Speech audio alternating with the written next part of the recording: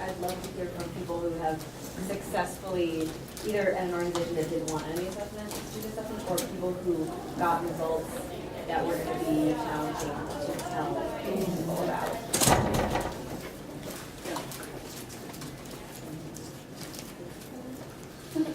Does anybody have a response to that, or you want to just note it as something further to pursue? Yeah, I mean, I'd love sort of advice, I guess, is what I'm asking for.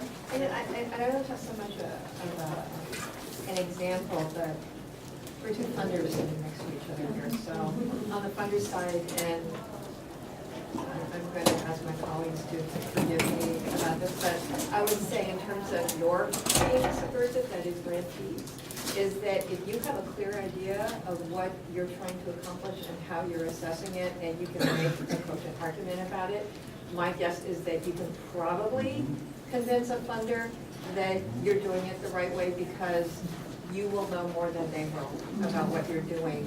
And that I'd say often, you know, the reporting mechanisms by funders are woefully inadequate, and frankly, there's a real lack of funders knowing what it is they want to accomplish in order to ask you for your reporting. So if you have a clear idea, I mean, I suppose you could be subversive in that way, in terms of making your case. I'll echo that.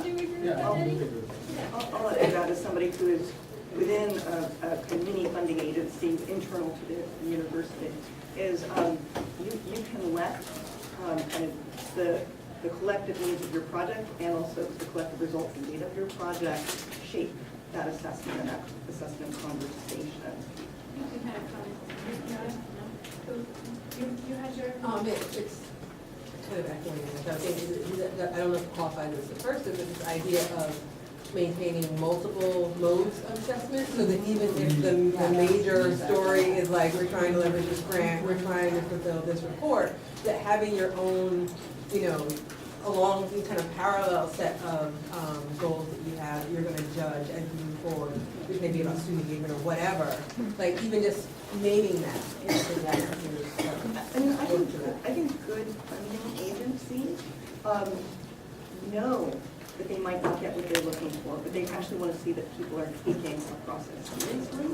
So that's the other thing is we're doing assessment, but we're also taking the kind of assessment that needs to happen, because your evaluation is going to say whether this is successful in this time frame. I guess I'm also a little curious about not, sorry, I think there's something else, but that less so about reporting to funders and more so reporting to superiors. That like when you're, yeah. I have an example of that. Yeah, go ahead. Okay, so in a traditional liberal arts college context, working with the Office of Institutional Effectiveness with a very narrow mission to measure student learning, I have found from within the Center for Civic Engagement a surprising amount of success by simply continuing to make clear we care about community impact. Now that doesn't mean that the office does, or that they really want to help us measure it. But here's what happened. By saying we cannot generate student learning outcomes without meaningful input from the organizations we work with and the stakeholders at that organization, what we told them was, we need your help developing a process in which to develop an outcome. Usually they get, we're just going to make up the outcomes because we really don't care about your process. So they were excited that we were invested, and so we got to say who was going to be at the table, but they were invested in the process of, oh, these people want to generate real outcomes, you know? So it was a moment of subversive assessment in the sense that we kept the question that mattered to us at the center, but we did go through the institutional channels to achieve the outcome that they needed. And what you got there then is a very strong process if you're trying to present this to your superiors or present the bad news. If maybe the results aren't what you expected or something like that. First, I would always say, don't ever ask this question you don't want an answer to. So you always have to be careful about that. But sometimes it's not as good or as much as we want it to be. It's still not bad news, but not as good news as we want. I think if you take care of a lot of these things that we put up here, you're going to strengthen your case. If you have your ducks in a row, so to speak, you know, you're clear at what you're asking, you know who you want to ask. of, or who you want involved, you find a way to do that, you put rigor into the process, then you're going to strengthen your case, because the critics are going to, they're going to stab at your process and try to poke holes in your process. They may poke holes or try to, get at you as a messenger. You can't, I don't know how to solve that problem, but, if your process is very strong and thorough, then really set yourself up for success, even if the results are strong. Just to echo that, and then to go back to your comment about figuring out the assessment piece. I'm Stephanie Etheridge-Woodson from the School of Theater and Film at Arizona State University, and as a storyteller, it's important to explain to people before you even begin the project why they should care about the project. And that piece, right, because we measure what we care about, that piece is oftentimes what's missing from the assessment puzzle. And then it goes back to the claim, if we're doing work for the public good, right, here's why you should care about that. Here's what the public good involves in this moment in time. So that it happens before you even begin the project. You have to have the narrative in place about this is why you should care about this project. On your question of subversive assessments, it makes me think about the need to disentangle assessment from outcomes, that everything is data, and so, okay, you don't have access to a certain kind of data, like student outcomes, student research papers, whatever, or the people you want to interview, but you do have access to planning meeting notes or to email lists, and so you can apply a form of discourse analysis to those things. So you can be assessing things that people don't even think about to assess that are integral components, and I think that's pretty subversive. To always be having your little radar on. Excellent. Yes, ma'am. Two things that come to mind when we get bad results, or disappointing results, or just unexpected, or any of those things. We don't do ourselves a favor not to face up to bad news, and we don't do our partners a favor not to communicate the bad news to them, to give them the opportunity to change. We don't do anybody any favors to do an assessment and then pretend that we didn't do it. And there are humane, ethical ways to sit there and say, this isn't looking as good as we like, so what are we going to collectively do to solve the problem? And turn it from a crisis into an opportunity, because we have to behave ethically. That's part of rigor, is a really huge part of it. The other half of that thought related to rigor is that we get so caught up in our measurement words, reliability, validity. In school, I got it. No worries. Here's the handouts for you. All of those words don't necessarily have any meaning to our partners in and of themselves. But the concepts do, the concepts transfer. So when you're talking about reliability, we just want to make sure that we can trust the information that we're getting. That we're getting the same, that we all have the same viewpoint. We all know that different stories happen different ways, blah, blah, blah. Validity, the idea that not every outcome is accessible, is measurable. It's all accessible, but it's not measurable. And so we got to be really careful about how we use that word measure, because measure is numbers. And there's a lot of assessment that we do that doesn't require numbers. And so all of that's a part of developing the language for rigor. And the problem is that many of the people that we're working with, including the people in our own groups who have not done assessment, I'm a musician, I hang out with artists, their eyes roll back in their heads if you say the word assessment. If you say outcomes and what do you want to know, then they're much more, but we have to figure out ways to do professional development and collaboration to build a skill set if we're going to be doing this kind of work. Oh, I would say, I would second that, and I think one of the powerful things IA can do is really bring those collaborations, the models from MIT that are up on the website are great, UC Davis is on the website. I'm in an institution that is very different from those two schools. If there's a grant, I'm going to be writing it, and I can tell you right now, I'm not going to be writing a grant for assessment. That's not on my agenda. I've got so many other things to do with my own scholarship and I already know it's not valued at my institution, community assessment cell, that's not gonna happen. I have a one-person Office of Community-Based Learning who is already overburdened. So, what does assessment look like when it's a one-woman assessment? With a course that lasts a year or 2 years. That, what are some different models? As a faculty member, it's like, it sounds terrible. I want like the cheap fix. I want to get on the website. I want to see course syllabi. I want to see surveys. I want to see like different things that I can print out and be like, okay, let's just try that this year and move on from there. Can I just totally underscore that for a half second? Like really, truly, like, and I say this, MIT does really great stuff. That example that is there does not even reflect what MIT does. Really, very, very seriously, for many, many, many reasons. But it certainly doesn't reflect a lot of what else is going on in the Boston area and in Cambridge and frankly in Lawrence with schools that are actually in Lawrence and not in Boston. So that's one thing, but I would say also, I would love IA to be able to get up there and get part of what you all are doing, community-based organizations and voices talking about and teach, so that we're all teaching each other.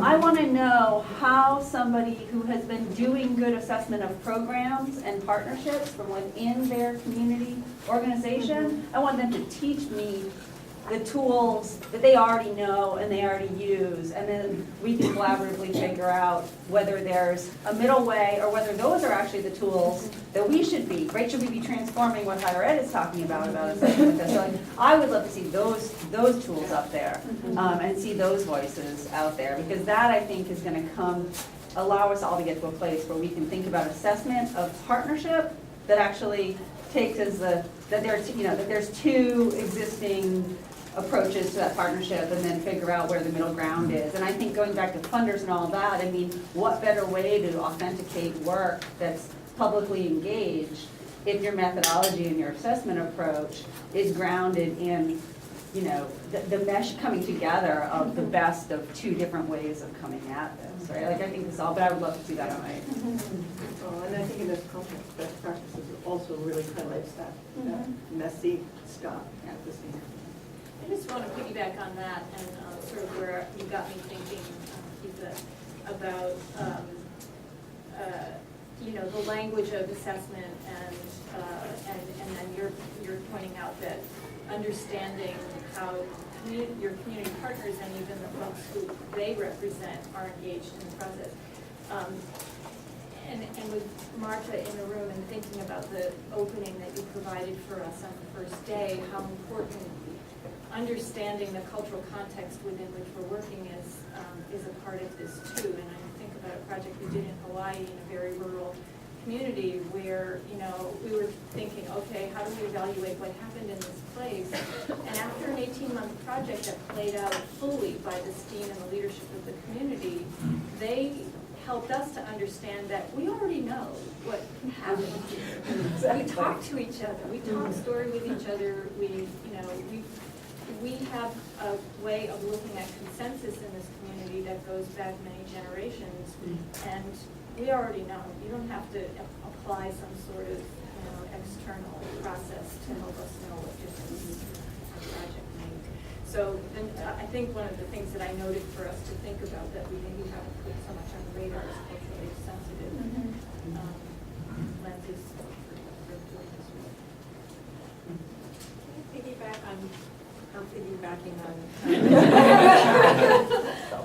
which is, this is a really old point, but I think it bears mentioning is that I'm always disturbed by the term best practice because everything, context is everything. So there are promising practices, there's things that worked in a particular context for some particular people or particular partners, but for us to always remember, like when we're putting those examples up on the website or whatever, to not sell them as quote best practices, but that these are ideas that might help you figure out what it is that you need or tools that you can tweak for your particular situation. So I think it bears saying that, it's an old point. And then the other thing is the one about mistakes and about, what happens when you assess and you go, oh crap. And I think it's really important, And of course, again, you have to consider who your audience is and who your partners are, but if you can have a real dialogue about what went wrong, and sometimes it's not that the results were bad, it might be you asked the wrong questions. Maybe you actually did get the results that you wanted, but you weren't asking the right questions about it. So, I mean, there's so many ways that things can go wrong, but to be able to have a productive conversation about, you know, the formative piece of what assessment is about, I think is, I guess, the other part that we shouldn't put on, you know, sweep under the rug. I think it's critical to have departments at the table in developing any structure. Yes. I don't think it's a cultural issue. I think each community, and we talked about, you know, I'd be opening the issue of valuing intelligence and valuing information and being part of both worlds. I mean, sometimes the right, you know, goes to for academics generally, you know, who are seeing themselves as scholars and only a part of the community, although you're an integral part of your own community. The knowledge base for another community or another cultural community, it could be cultural, it could be economic difference, it could be varying differences. You don't have that information necessarily. And therefore, the importance of having everyone at the table to develop whatever tool is necessary. And, you know, I go back historically. This field in academia is basically piggybacking on the work on the ground. So that the expertise has been reversed. It's absolutely been reversed. So that not to have, you know, the group that you're talking about, because I don't want to say community, because as I said, I don't want community to stand for Black, Latinos, and so on and so forth. Not to have whoever you're dealing with at the table is an issue. In community arts organizations with young people, we know like one of the things that they do is provide young people with multiple roles within the organization. One of the roles that they play is fundraising. Yeah. So when you try to do assessment with young people in this organization, they speak a very specific language around advocating for the work that they do to get the money that that organization needs. Yeah. So while I absolutely agree with having everyone at the table, and that there is no privilege fit at this point, whether you're an academic or not an academic, to authentically capture this work.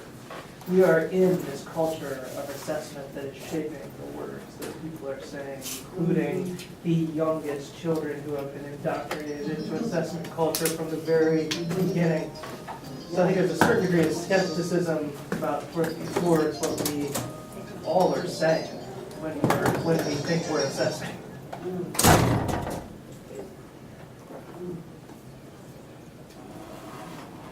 But No, I'm just actually, I feel like there's more to what, I feel like, I want to ask you another question, like, what are you really thinking about? I feel like there's an example back there. like a concrete example? Yeah.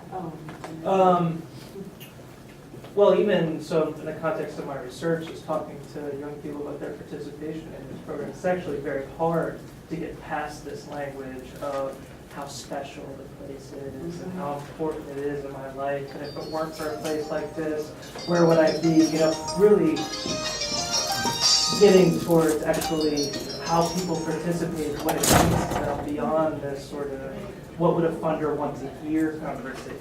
You know, The gloss. Yeah. Getting past. very hard. It's because that is what people think I want to hear. That's like, well, actually, I don't care whether you think this is the most, I mean, I do care that you think this is the most important place in the world, but, like, you know, I don't actually gain an understanding of what you're doing here if that's all we're talking about. Right. Yeah.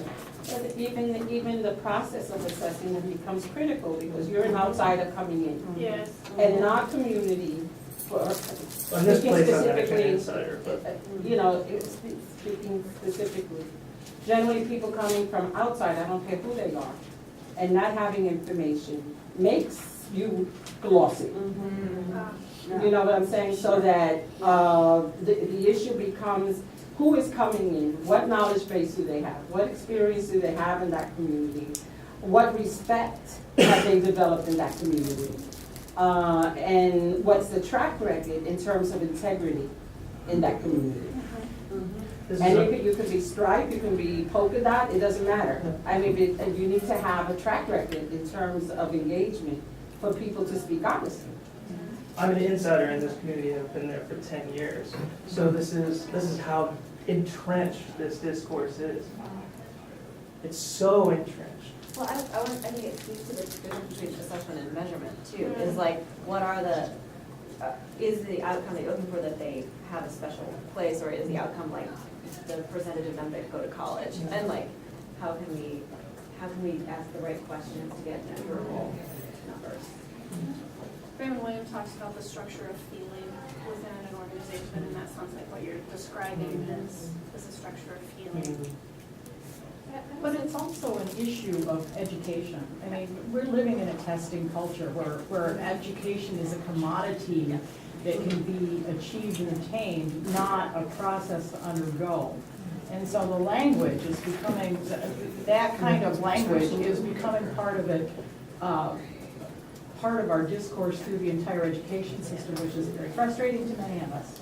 I think those of us who are in, sort of the driver's seat a lot of the time can help to shift the paradigm from a sort of, evaluation oriented, is this happening in the right way, the wrong way? Did we get it or not get it? And more of a co-learning environment where we're together trying to really understand the process, the difference that we make, allowing for failure, and permission for that kind of critical dialogue that can really help both sides come together and work and more effectively. Before everyone goes, I just want to say thank you for coming. It's great to hear the energy around these questions. Absolutely love to tap your energy, whether that's at the conference or on an ongoing basis. And your thoughts from the session will be a lot. Yeah, please visit the website for the case studies, which will keep growing as time goes on. Comment on them, use the space to, kind of unpack what you're seeing there, and let us know how it's working. Thank you.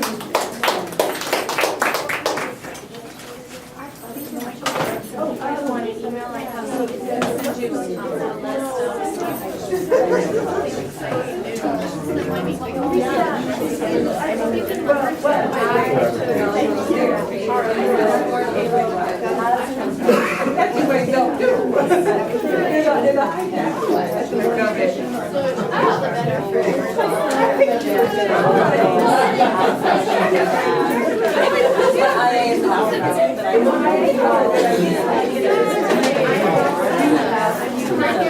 Oh, you did?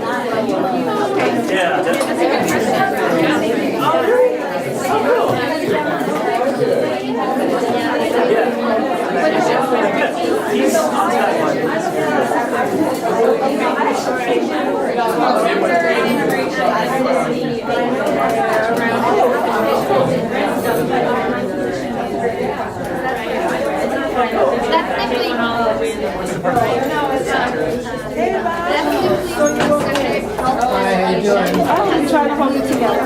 How's your firehouse?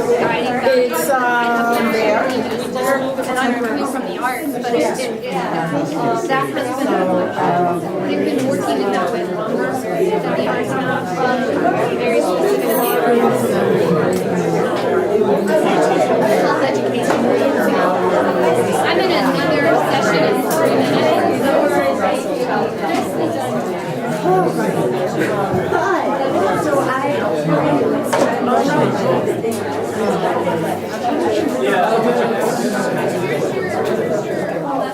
did some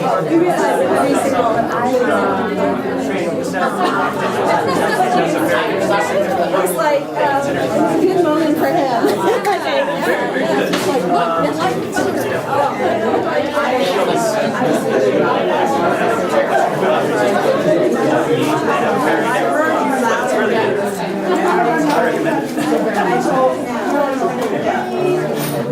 Congratulations on all of this.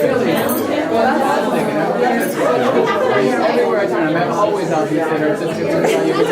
very busy in creating right now. I've been hearing about it everywhere. Thank you, thank you. Yeah, it's been, well, Bob has been involved in the process. We had all these roundtables.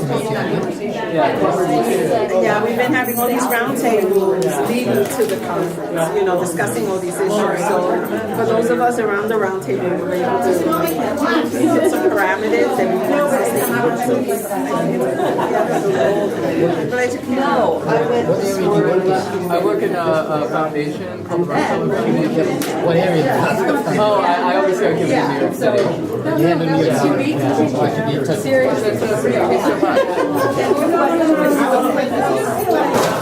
Robert is one of the original organizations coming out of the civil rights movement. That was one of the things that we wanted to say. It's about something. It's not about just saying. Every time I see a dollar sign. Good to see you. How's the baby? Is the baby still? No, how old? 5 years old? Mine is 6 months. Yeah, my grandson. Yeah, so that's what I would do. My grandson. Nothing like a baby. Much better than nonprofit life. That's amazing. So I don't know where time goes. Okay. Good meeting you.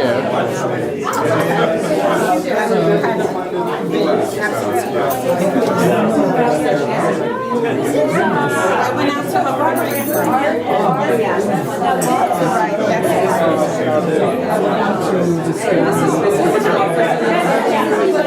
Thank you.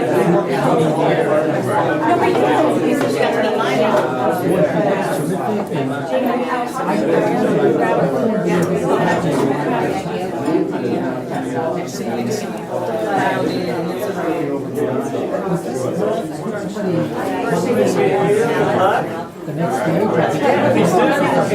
There's a lot of different things that I think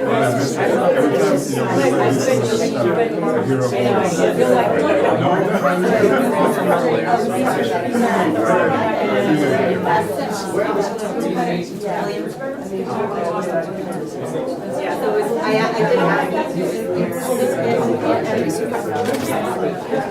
you know, now I can think about it, I said.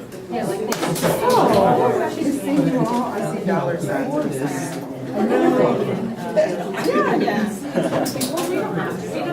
You're watching. I think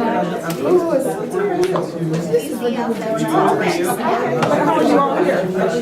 We're in New York, right? I live in Brooklyn. But they're visiting you? Yeah. Oh, just happened to be there.